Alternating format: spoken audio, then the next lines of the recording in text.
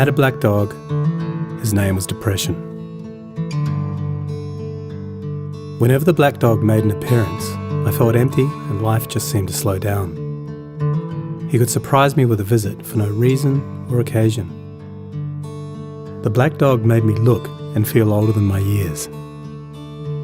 When the rest of the world seemed to be enjoying life, I could only see it through the black dog. Activities that usually brought me pleasure suddenly ceased to. He liked to ruin my appetite. He chewed up my memory and my ability to concentrate.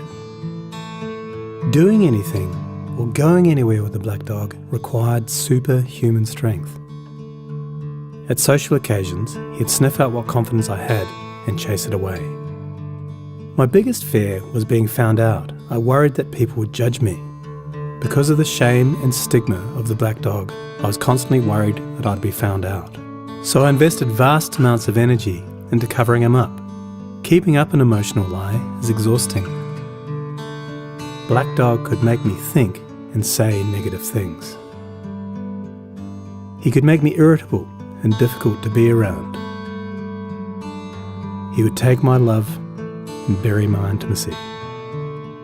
He loved nothing more than to wake me up with highly repetitive and negative thinking. He also liked to remind me how exhausted I was going to be the next day. Having a black dog in your life isn't so much about feeling a bit down, sad or blue. At its worst, it's about being devoid of feeling altogether. As I got older, the black dog got bigger and he started hanging around all the time. I'd chase him off with whatever I thought might send him running. But more often than not, he'd come out on top. Going down became easier than getting up again.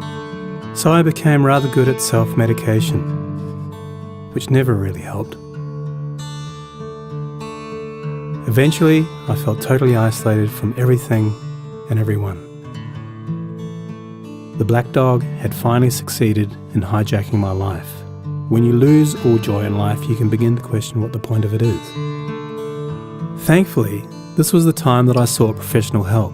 This was my first step towards recovery and a major turning point in my life. I learned that it doesn't matter who you are, the black dog affects millions and millions of people. It is an equal opportunity mongrel. I also learned that there was no silver bullet or magic pill.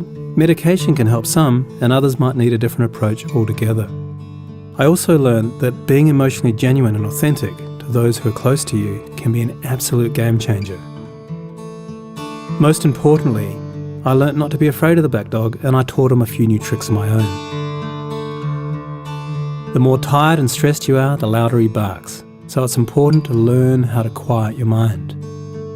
It's been clinically proven that regular exercise can be as effective for treating mild to moderate depression as antidepressants, so go for a walk or a run and leave the mutt behind. Keep a mood journal. Getting your thoughts on paper can be cathartic and often insightful. Also keep track of the things that you have to be grateful for.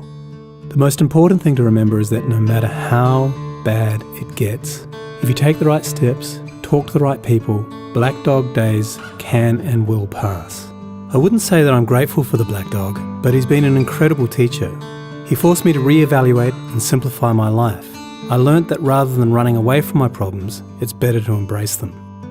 The black dog may always be part of my life, but he'll never be the beast that he was. We have an understanding.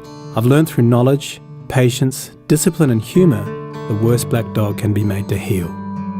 If you're in difficulty, never be afraid to ask for help. There is absolutely no shame in doing so. The only shame is missing out on life.